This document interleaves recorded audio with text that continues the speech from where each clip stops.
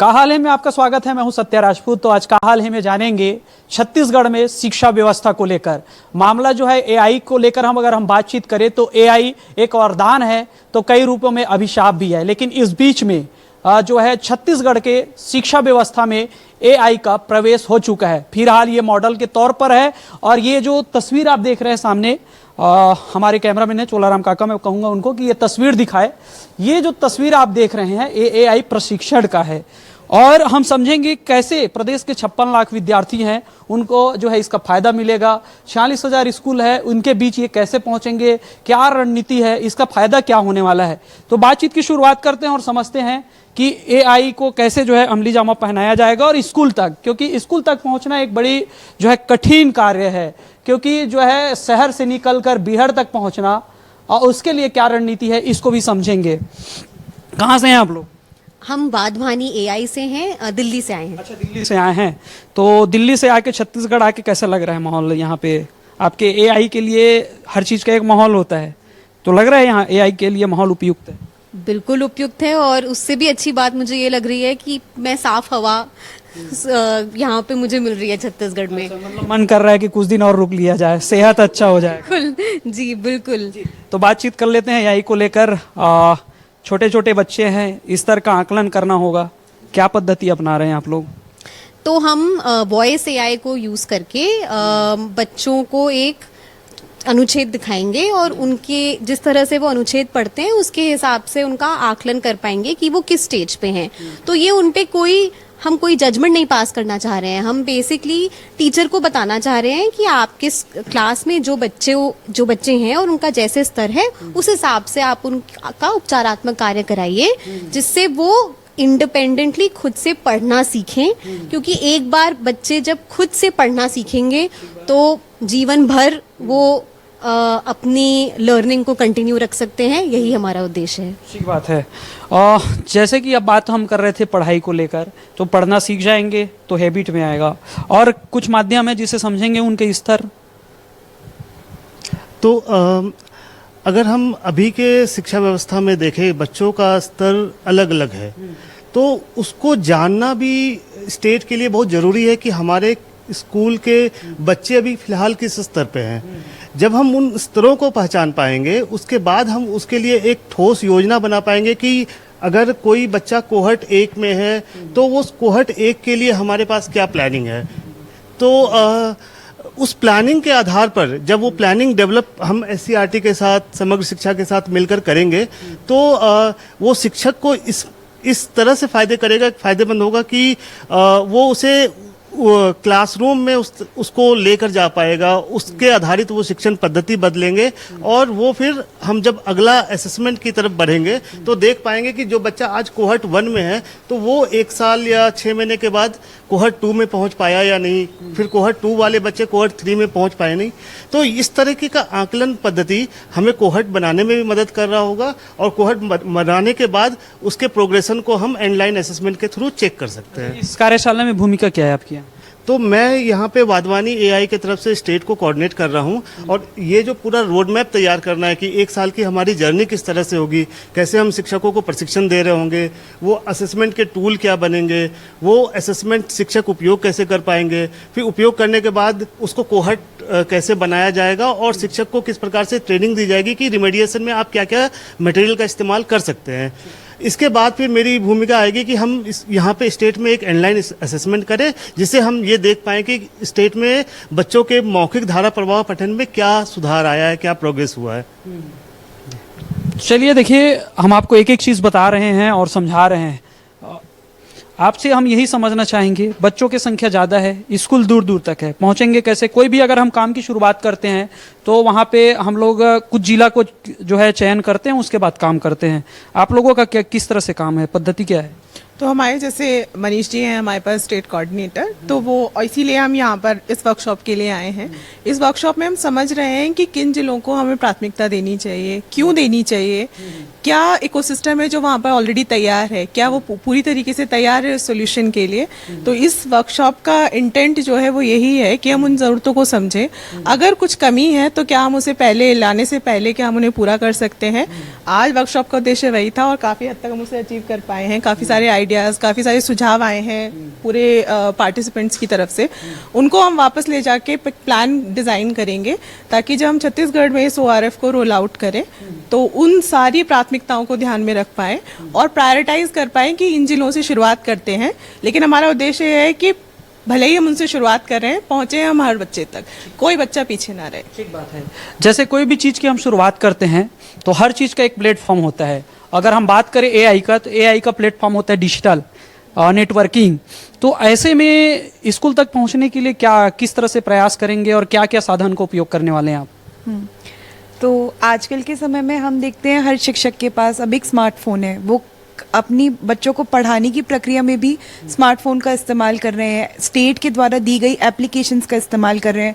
तो सबसे पहली चीज़ जो हम करेंगे वो ये है कि ORF टूल को स्टेट की ही एप्लीकेशन में जोड़ें, जिससे कि वो हर टीचर तक लास्ट माइल तक पहुंच सके, सबके पास पहुंच सके, उन्हें कुछ नया डाउनलोड ना करना पड़े।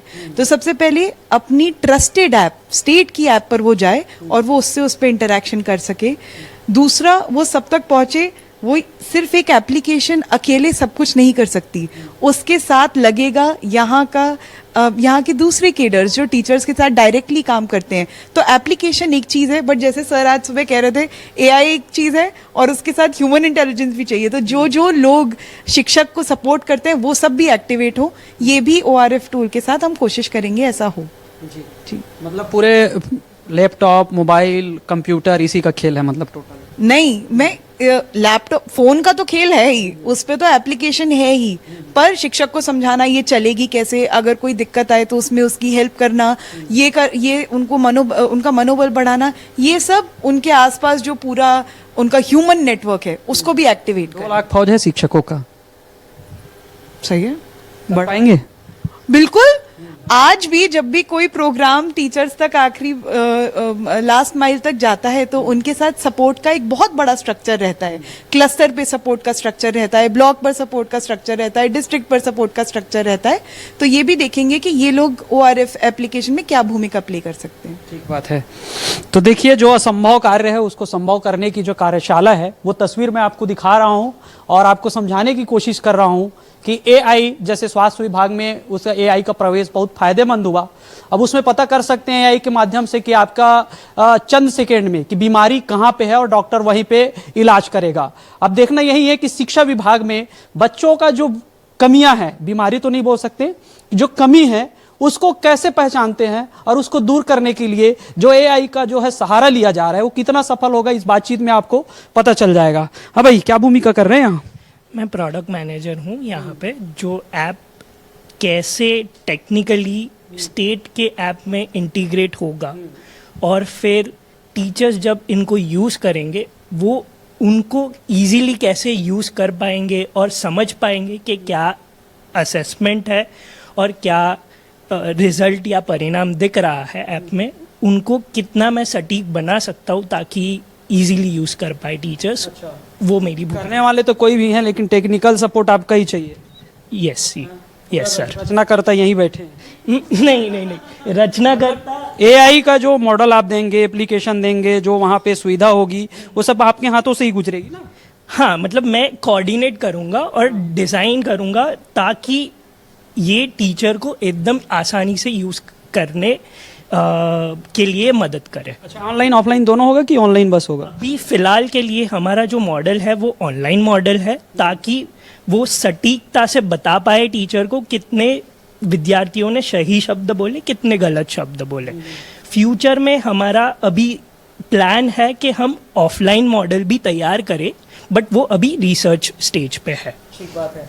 मामला रिसर्च, हर चीज़ जो है अगर आप पीछे काम नहीं करते हैं, रिसर्च नहीं करते हैं तो फिर आप जो है कामयाब नहीं हो सकते। कहाँ क्या ज़रूरत है ये जानना ज़रूरी है। पद्मश्री हैं, पूरा जीवन खपा दिए शिक्षा विभाग में काम करते करते, भाषाविद हैं, मातृभाषा के लिए काम करते हैं। किस तरह से देखते हैं कितना इफेक्ट होने वाला है? ये भारतीय स्कूल में बच्चों को टीचर पढ़ाते हैं और बच्चे पढ़ते हैं, सीखते हैं, लेकिन क्या सीखते हैं, कैसे सीखते हैं और नतीजा क्या है उसके ऊपर काफ़ी डाउट है। बहुत से बच्चे पढ़ना लिखना मुश्किल होता है, इसलिए foundation literacy government of India शुरू किया निपुण भारत में। फाउंडेशनल लिटरेसी जो बुनियादी साक्षरता है, उसमें बच्चों की मौखिक भाषा विकास की जरूरत है, क्योंकि बच्चे चुप ही रहते हैं क्लास में। उसको मुखर करना एक, ये पहली बात है कि बच्चों को उसका कल्चर ऑफ साइलेंस में जो है उसको ओपन करना, तो बच्चों से बातचीत करना ज़्यादा, मौखिक भाषा। उसके बाद जो आता है पढ़ना, लिखना और पढ़ना। लिखना बच्चों के लिए क्लास 1, 2, 3, 4, 5 ये सबसे बड़ी कठिन काम है, क्योंकि वर्ण और अक्षर को ध्वनि के साथ जोड़ के उसको अपनी मेमोरी में रखना, और उसी मेमोरी के रखने के बाद बच्चा किसी भी शब्द को, अक्षर को पढ़ पाना, शब्द को पढ़ पाना, वाक्यों को पढ़ पाना, और वाक्यों को पढ़ने के बाद उसका अर्थ निरूपण करना, मीनिंग मेकिंग करना, ये सबसे बड़ी चुनौती क्लास 1, 2, 3 के बच्चों के लिए होता है।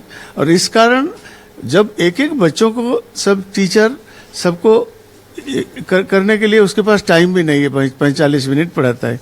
जब एआई का यूज होता है, एक ऐप का यूज होता है जहां ओरल फ्लुएंसी का डॉक्यूमेंटेशन करके उनका वॉइस को एनालिसिस करके उसमें बच्चा कितना सही तरह से उच्चारण करता है और सही तरीके से वो कितना समय में कह पाता है, और स्पष्ट रूप से कह पाता है कि नहीं, और इसका स्पष्ट रूप से अगर नहीं कहता है तो अर्थ भी अलग आ जाएगा।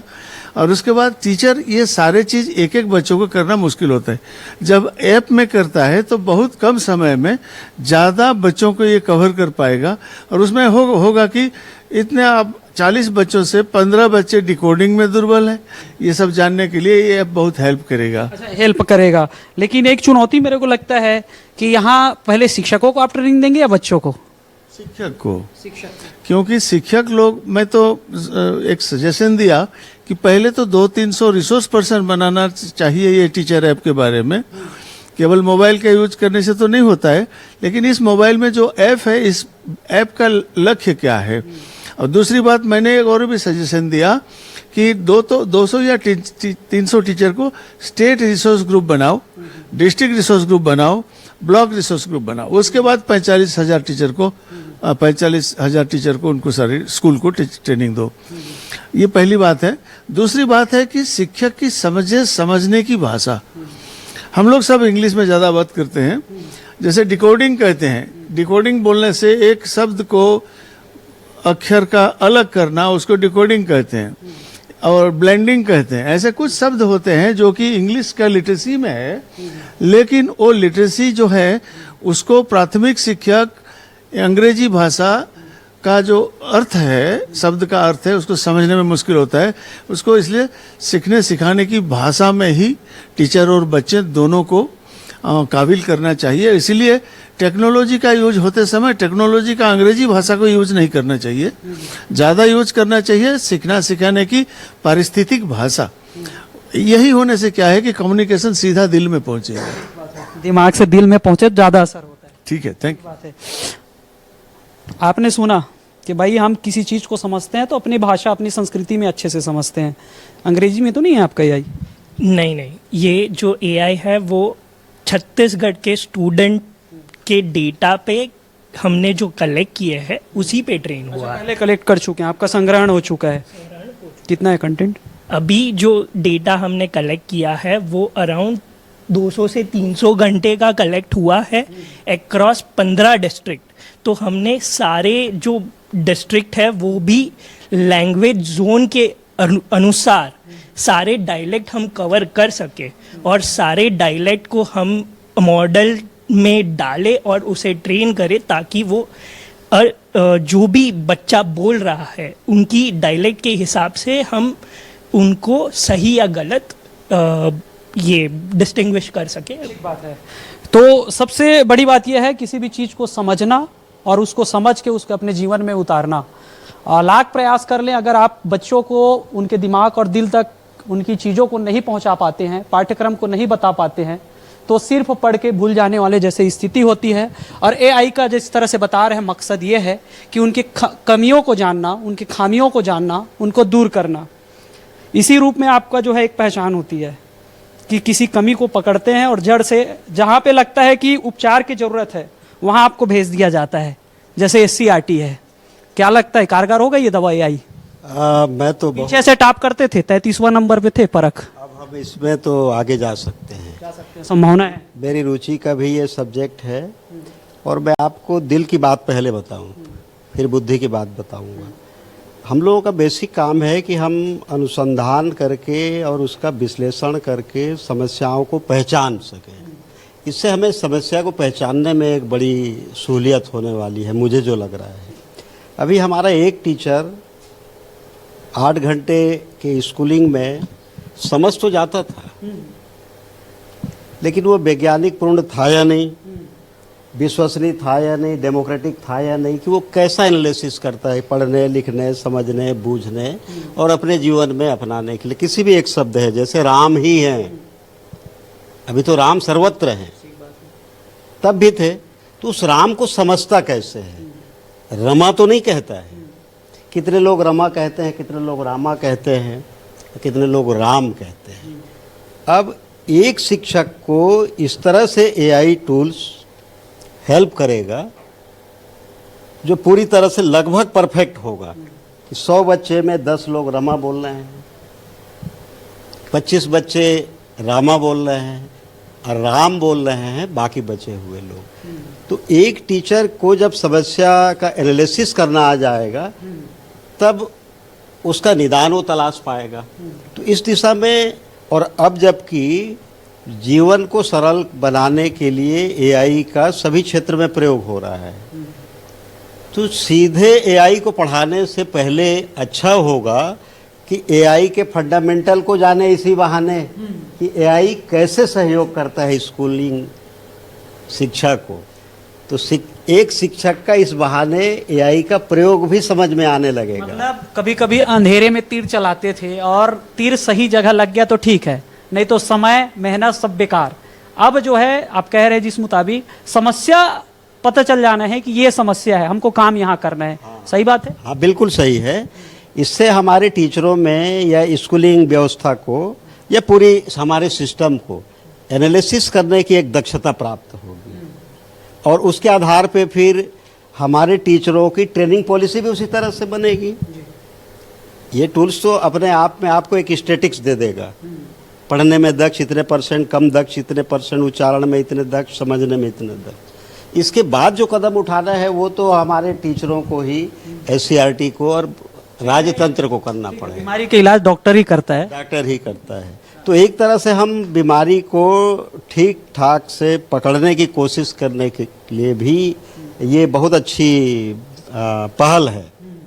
मैं इसे व्यक्तिगत रूप से एक अच्छी पहल मानता हूँ, क्योंकि एआई के बहुत सारे मीनिंग तक हम नहीं जान पाए हैं। तो डायरेक्ट हम एआई पढ़ाने की बात करें, उससे पहले एआई के टूल्स को बताना, एक टीचर इस बहाने इतना लाभ तो हो ही जाएगा।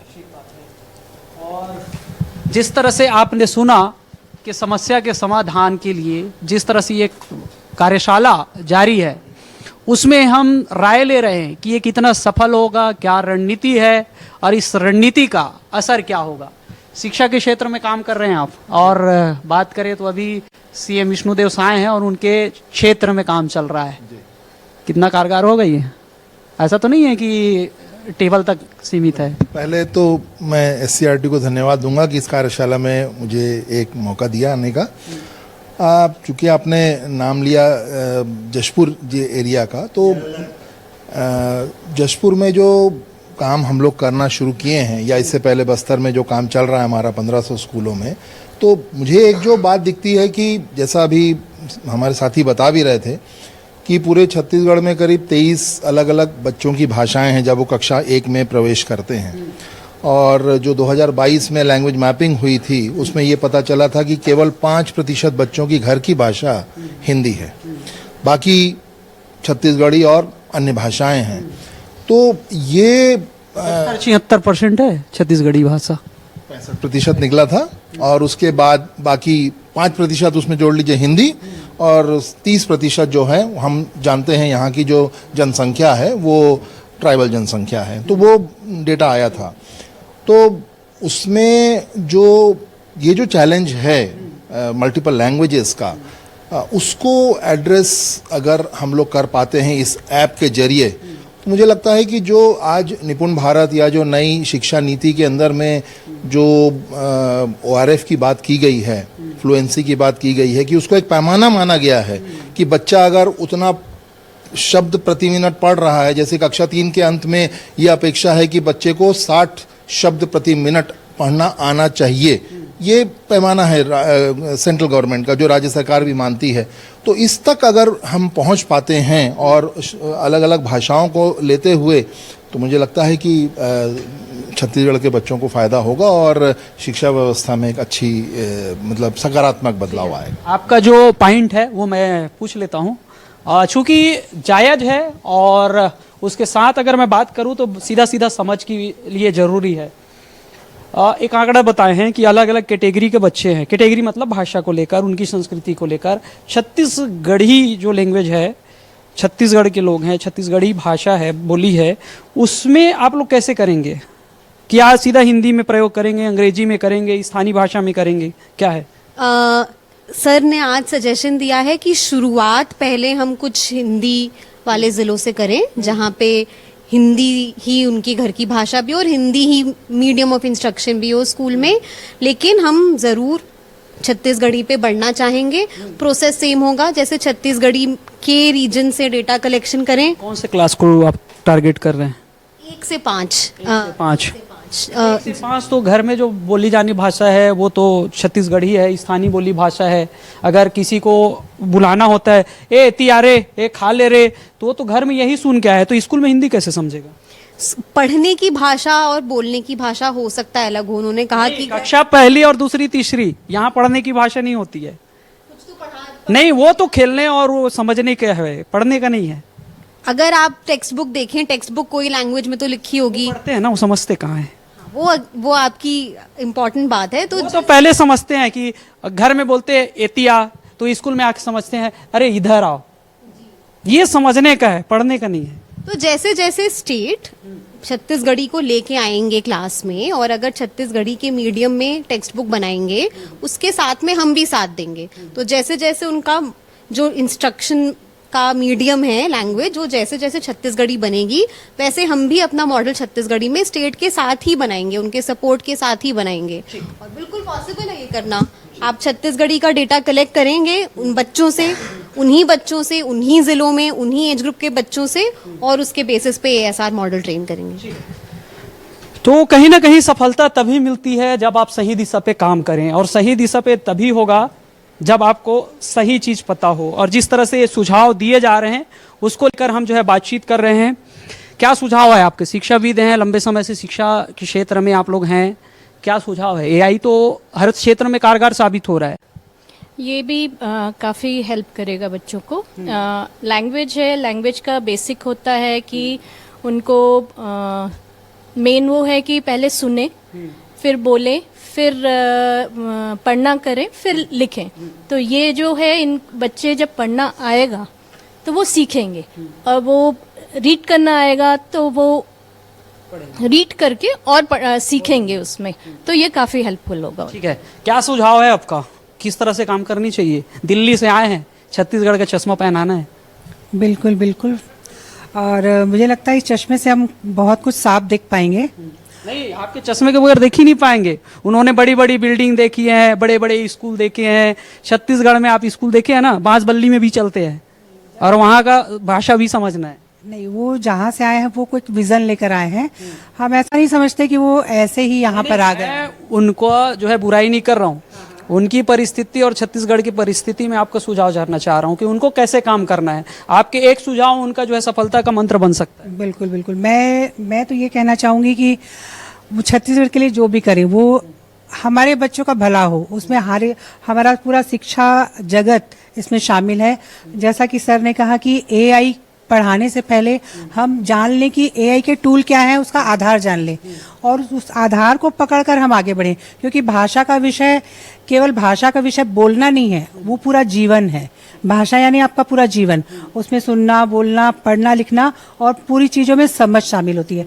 भाषा मतलब गणित भी है, भाषा मतलब विज्ञान भी है, और भाषा मतलब सामाजिक विज्ञान भी है, भाषा मतलब जीवन भी। भाषा जीवन। ठीक है, हम सभी जानते हैं कि कहीं बोली भाषा का विनाश होता है तो पूरा एक साम्राज्य, एक पीढ़ी खत्म हो जाता है। इस बीच में AI आ गया है, क्या सुझाव है?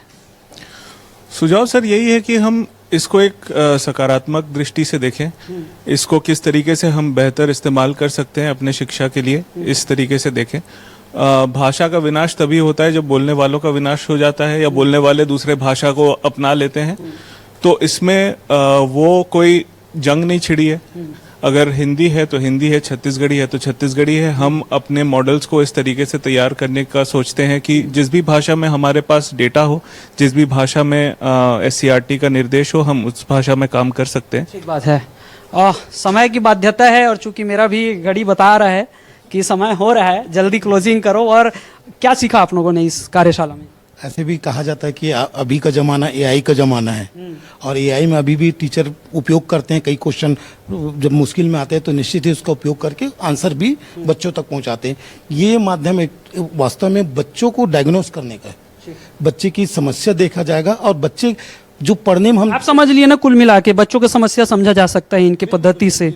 ठीक, आपको क्या लगता है, पहुंच पाएंगे समस्या तक? बिल्कुल पहुंच पाएंगे, बल्कि ये इस प्रकार से ICT AI का प्रयोग करके हम अपने स्कूलों में छात्रों की समस्याओं को सशक्त ढंग से न केवल चिन्हांकित कर पाएंगे बल्कि उस दिशा में, उसके निवारण की दिशा में बहुत ठोस कदम उठा पाएंगे। ठीक है, ठोस कदम। गंभीरता से सोच रहे हैं मैं क्या बोलूं, कि मैं क्या बोलूं, आगे आपका मौका।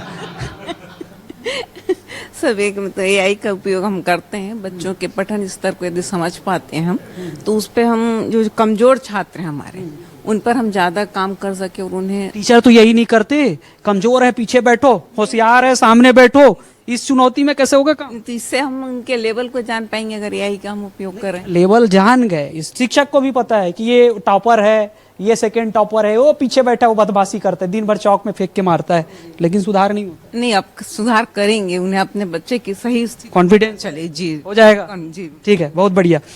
तो कुल मिलाकर यहाँ पे जो हम है, क्या काम हो रहा है, उसको किस तरह से समझा जा रहा है, इस पे हम बात कर रहे हैं। फटाफट कुछ शब्दों में आपका भी ले लें। आप बोलेंगे यार हम लोग भी इंतजार कर रहे थे और कुछ पूछे भी नहीं उस। ठीक, बहुत बहुत धन्यवाद और शुक्रगुजारी हूँ SCERT का और वाधवानी AI का, जिन्होंने AI बेस्ड जो है ये ओरल रीडिंग फ्लुएंसी लाए हैं। धन्यवाद मत करो, अभी धन्यवाद करोगे ना तो फिर बिगड़ जाएगा मामला। उनको समझाना है कैसे काम करना है। पहल जो है छत्तीसगढ़ में आ रही है शिक्षा के क्षेत्र में, यह बहुत सराहनीय है और इसको जो है हमें स्वागत करना। ठीक है, क्या लगता है आपको, क्या कुछ सुझाव है? बिल्कुल, कि पूरे राष्ट्र में AI का चल रहा है, कहीं छत्तीसगढ़ और छत्तीसगढ़ के पीछे बच्चे जो पीछे ना रह जाएं, तो कभी ना कभी शुरुआत करनी पड़ेगी। ये शुरुआत समझते हैं हम।